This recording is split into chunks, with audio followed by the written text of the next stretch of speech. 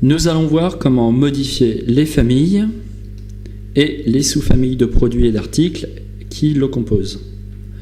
Donc très simplement, ici nous avons un bouton configuration, une fenêtre s'ouvre. Sur la gauche, nous pouvons retrouver l'ensemble des familles, donc en vert, avec 3 boutons, donc d'ajouter une famille, la possibilité de modifier une famille déjà existante et de supprimer une famille. Sur la droite, nous trouvons la fenêtre attribuée aux articles, donc pour ajouter un article, modifier un article ou supprimer un article.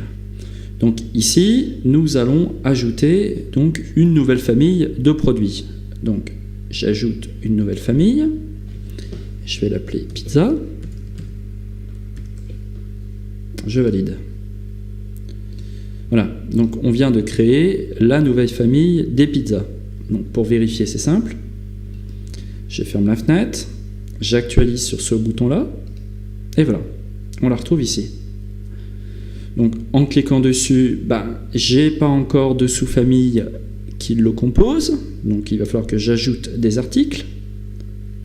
Voilà. Donc pour ça, c'est simple, on retourne sur l'onglet configuration. Sur la gauche, on sélectionne nos pizzas et on va ajouter un article ici. Donc une fenêtre s'ouvre. Donc cette fenêtre est composée de 3 options à cocher. Donc la première est une option qui va permettre de supprimer l'article en termes de visibilité sur la caisse, mais par contre de toujours être présent dans la base de données. Donc possibilité de le rappeler à tout moment. Deuxièmement, nous avons un bouton favori. Donc une fois coché, celui-là va apparaître dans nos favoris. Donc notre produit va être bel et bien présent. Troisièmement, gérer en stock. Donc cette option-là nous permet de mettre le produit en stock. Donc on verra plus tard. Donc désignation, je vais l'appeler 3 fromages. Voilà. Ici, on va définir un prix de vente hors taxe. Donc 8 €. Je lui applique une TVA ici à 10 et il nous calcule le prix, 8,80. Ensuite, ici, nous avons la possibilité de générer un code barre, donc ici, voilà, par exemple, de pouvoir l'imprimer avec son prix ou sans son prix. Voilà, donc ça c'est une fonction qui est très utilisée plutôt en magasin. Et plus bas, donc nous retrouvons 3 onglets aussi. Donc le premier qui est la gestion de la cuisson. Donc si je coche cette option au moment où ma 3 fromages va être sélectionnée, une fenêtre automatique va s'ouvrir pour me demander la cuisson.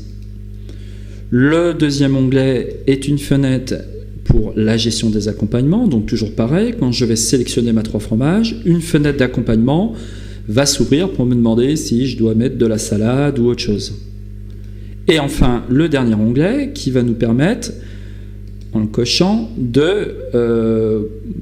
d'ouvrir la fenêtre gestion avec ou sans. Donc par exemple, ma 3 fromages est commandée, une fenêtre va s'ouvrir donc avec ou sans huile d'olive, piment ou autres produits.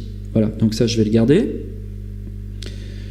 Plus bas, on retrouve l'onglet stock, donc qui correspond à cet onglet ici. Si celui-là est coché, il va falloir définir ici dans les stocks la quantité unitaire, la quantité en stock et le seuil de réapprovisionnement en quantité. Par exemple, si j'ai défini 10 produits, je peux lancer ici une alerte à 5 pour réapprovisionnement. Et plus bas, on retrouve simplement donc nos familles qui étaient ici. Ça nous offre la possibilité, si on s'est trompé, de pouvoir par exemple rattraper ici sans fermer la fenêtre et sans refaire l'opération. Donc je reste bien sur pizza, voilà. Donc je l'ai ajouté aux favoris et je lui ai demandé une gestion avec ou sans. Simplement, je valide. Voilà, donc notre pizza apparaît ici. Voilà. Donc on va refermer la fenêtre pour vérifier. J'actualise ici. Voilà. Donc on va dans nos pizzas et on retrouve notre 3 fromages. Voilà. Ici.